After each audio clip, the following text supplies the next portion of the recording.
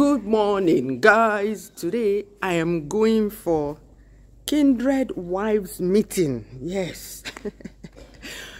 This is a meeting of all the women that are being married in this kindred.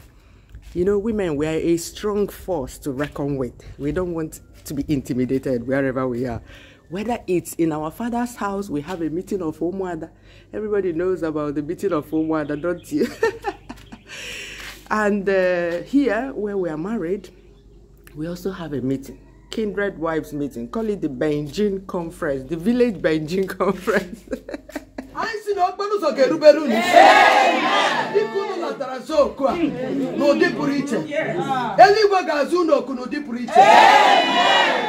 name of Jesus Christ.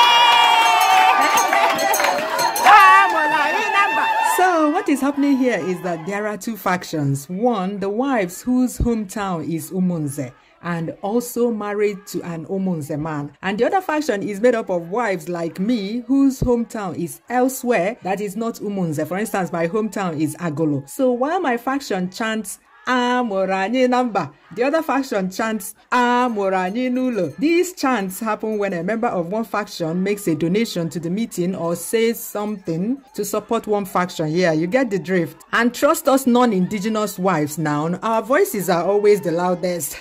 We refuse to be intimidated by these daughters of the soil.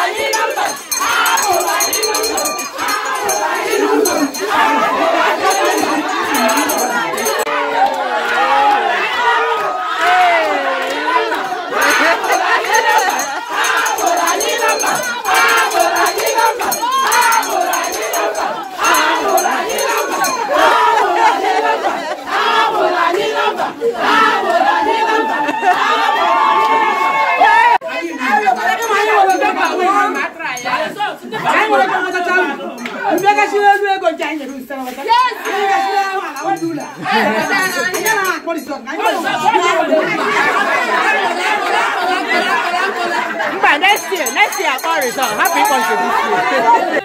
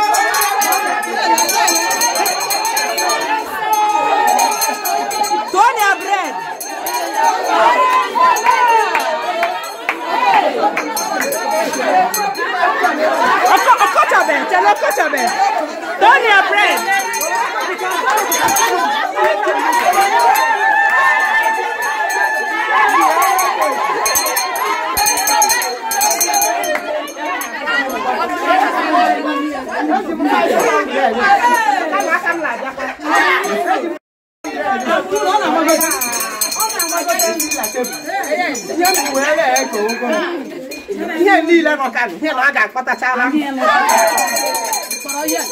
Mba, ihe ọma ndụ ọma na aga akpata ya. Hey!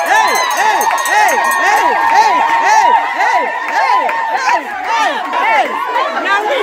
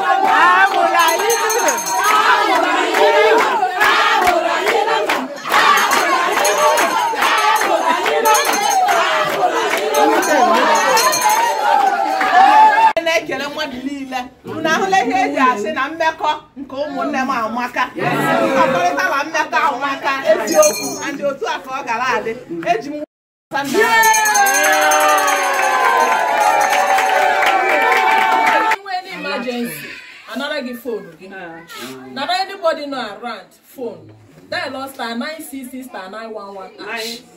Star 966 star 911 hash. Either lawyer, vacation Igbo account number because all you do account number. Or just like the phone number you went last. It's in a higher block. Kaka. Also Android phone. No, any phone.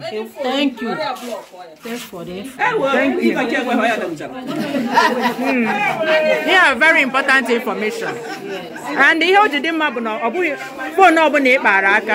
I've got the business center kija. Man, the only thing we need is account number ginisi. Buru number ginisi. Even a lot of people ana have number hanisi because no number. Like mo a phone number ne use listen. Na June, May June. As na get me meeting. You can say my result is mine. Madam, my senior measures here. I'm not reason mine. The religious were made that meeting around June. The others in Bango. On Banka, Obia Wipa, CJ register for election. I extend the date in Bango. So when I do her, my name, I extend the wire no more than I register for it to vote. I said, I'm still okay. Nancy was now remind you can register for it to election. So now, Jupiter, you don't any mind about one look at it.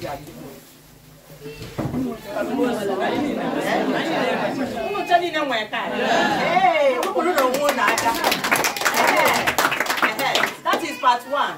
It was a card to vote. Part two, we to vote, actually. I don't know if I'm February now, but Nigeria vote after 4 years. I go to only see a lot. And now, usually, a lot of people now that to vote, now vote to hand account, and this shit I never home with her, or you got children, can. Man, you want to what you can make your own responsibility as a citizen. To go to vote first. Baby, I intended on Anambra State. A man don't want I to vote in Anambra State. And young Gigi, you get a rule. Mana, Origilia, where by a so, who are winning there? People be wager court, we're very for 3 years. We win the way back. So, to go to vote first, it was just a vote. I wouldn't hear the wrong person. That person who win the court, that win the way back. But I have to go to vote first. So, when I talk out of reading na azot now, because even until I'm weapon, body of work from one effect. Only a Kuma Omas in a boy when they make a Indian muddy. When open a home, what testimony for Monday, Bualumoto Mado, Monday, kidnap. I didn't hear because no man don't know. And I go Yajo made them Mona supporting them. I go give them mother, go mother 5 years, go mother 10 years, go mother 20 years. I don't get this no join. So, yeah, opportunity and if you were elected. iji wee họpụta onye isi ala ga-edozi obodo rụọ indọstrị ebe ndị mmadụ ga na-arụ ọrụ onye gụcha skuul ọ nweta ọrụ ọghara ịbụ na-anọgharị n'ụlọ kịka mmadụ ga-esi wee gụcha skuul parents akacha akwụkwọ gụcha ụgwọ akwụkwọ niile a na-akwụ onye ahụ ama nweta ọrụ rụọ ọrụ n'onwe ya na afọzie inye parents ya azụ ya na skuul ndị a niile na-azụ ọzụzụ onwe ha na-akpọ manifesto ha na-ewepụta si n'otu aka ha ga-esi wee planụ ha nwere iji wee chi obodo m nwere onwe m esi go down gụọ ya ma m nwee n'ime unu gụrụ ya gụọ nke ha ncha niile one by one gụọ ha ka mmadụ gafachọ ka nghọta kene solution onye ọbụla nwere ọ ga-eji because Nigeria nọ at a point now that ọ bụrụ na ya họpụtaghị onye ma ihe na-akọ ọnụ n'ahụ a na-abịa ịma na anyị nwere ga ya ma ndị ndụ till next year ekpere a niile anyị na-ekpe ekpere dịkwa mma mana even Bible sị na prayer without works anyị ahụ bụ ịtụ vote ndị elect onye ma ihe a na-akọ agụchago m akwụkwọ ha niile sọsọ Peter Obi bụ onye mfiri na ọ nwere plan ga-eme Nigeria ga-eji wee dịtụ mma onwe ihe bụ na anyị na-ana azụ onwe ihe bụ at least agawagodi in the right direction.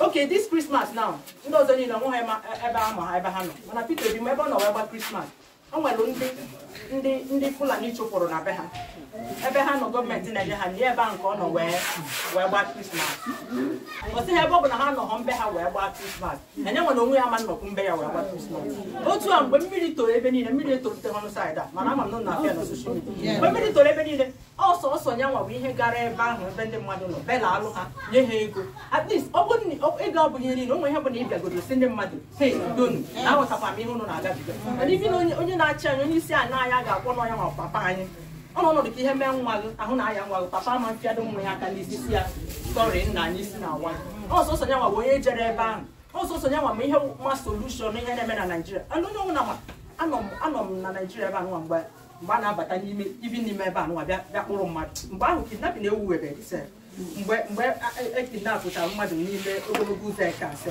kpụrụ onye ahụ na mgbe izizi ahụ 2005-2006 ama m mgbe na Ọnịsha ndị Kenya na-akpọ ha ndị boys ndị Ọnịsha ndị a na-ezu ochi iburu dị akpa pak na-agasa efe gbuo bife amadị ebe n'ime akpa ma mgbe a kpọtacha ndị Bakassi ma gịnị ọ Peter Obi bịa settle all the thing ebe niile dị safe na Anambra State. I regard Anambra State as the safest state in this country.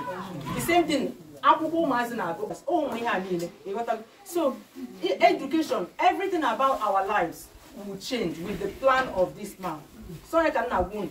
Ke party Peter Obi no unama Labour Party unama ihe se na the Labour Party family ukuru do mu na de wasi ye no so I can now win onye abonye bu ihe o mebugo before ka I ma from asikere this abia and where you're going to and Peter Obi was somebody where only here na eme okwema onwe some people ga ha be eba ha na ezu ego different na eme ha achọ na ịma mana Peter Obi was somebody ga say ọ bụ na emeta ihe ha otu esi wee kwu ya na ya ga-arị you got to more give you nyopụta ihe dị otu a na nyopụta ya today na asị na ama nchesi onye a onye nwere ihere so onye nwere ihere bụ onye ga-abụ ọba ebe ahụ at least no promise dị na ọ ga-eme anything possible to make sure na ọ better lives ndị mmadụ onye nwere obi mmadụ and onye mapụ ihe a na-akọ so onye ka nsị ka ngwa unu biko